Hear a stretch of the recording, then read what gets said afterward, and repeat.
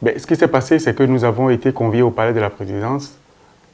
Le chef de l'État a souhaité nous faire le point des engagements financiers du gouvernement vis-à-vis des travailleurs, surtout des agents de l'État. Donc à cette séance, on nous a fait le point de tout ce qui a été payé depuis 2016 par le gouvernement de la rupture pour le compte donc, des dettes salariales. Et on avait quelques jours avant déjà été informé que depuis quelques mois, il est mis en place 1 milliard mensuel donc, pour apurer donc, les dettes des travailleurs.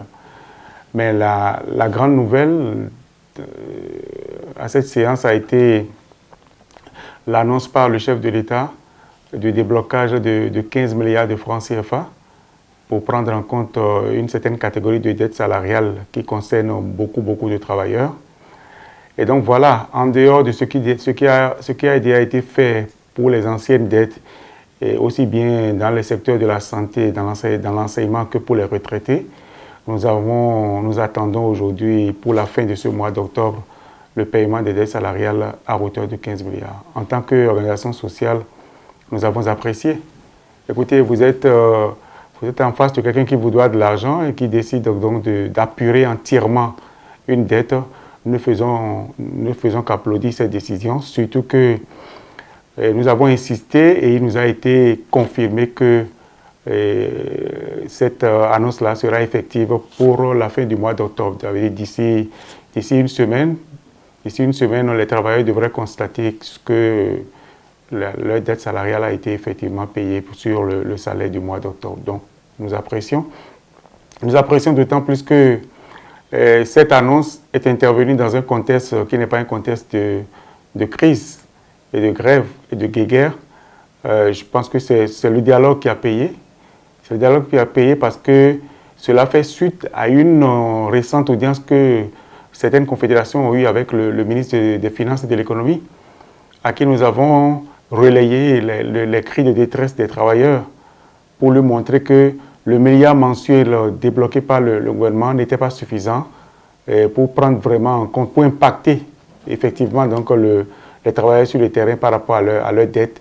Et donc, si le gouvernement entend nos doléances et décide de s'y pencher, on ne peut qu'être satisfait et espérer que le gouvernement ne va pas s'arrêter en si bon chemin sur cette nouvelle option qui est faite de faire jouer pleinement le dialogue social et la concertation pour régler les problèmes. Et pour moi, ce n'est pas une question importante, mais je vais vous dire ce qui a été présenté par le chef de l'État.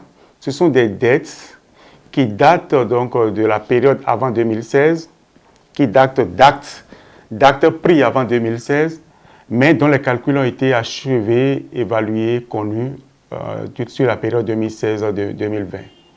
C'est ce qu'on nous a expliqué.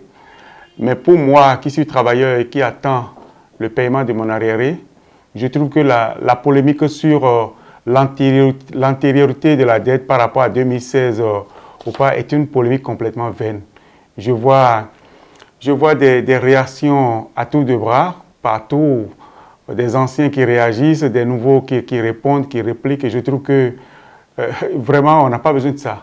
On n'a pas besoin de ça parce que avoir été au gouvernement, avoir été dans une gouvernance en tant que chef de l'État et laisser une dette n'est pas une situation anormale. Donc on ne peut même pas faire une polémique autour de ça. Nous savons, tout travailleur sait comment ça se passe, hein, les actes. On prend un acte aujourd'hui, vous avez droit à un acte d'avancement en 2020, l'acte paraît toujours après 2020, c'est-à-dire après la date d'effet. Et donc nous savons tous que lorsqu'un acte paraît, vous devez d'abord attendre de l'avoir en main avant de vous porter vers votre mandataire pour lui remettre l'acte afin qu'il fasse les calculs pour commencer donc à vous programmer. Donc, aucun gouvernement ne peut dire que je pars de la tête du pays sans avoir laissé un minimum de dette. Et donc, c'est dans l'ordre normal d'une gouvernance dans notre pays. Et pour ma part, je ne vais pas m'impliquer dans cette polémique. J'attends simplement la fin du mois d'octobre pour constater l'effectivité donc de cette annonce que le chef de l'État a faite au pays. Dans tous les cas, vous savez, les travailleurs sont dans l'attente beaucoup sont satisfaits déjà et seront certainement entièrement satisfaits si effectivement, à partir du 20, nous commençons à constater ça sur nos fiches de paye.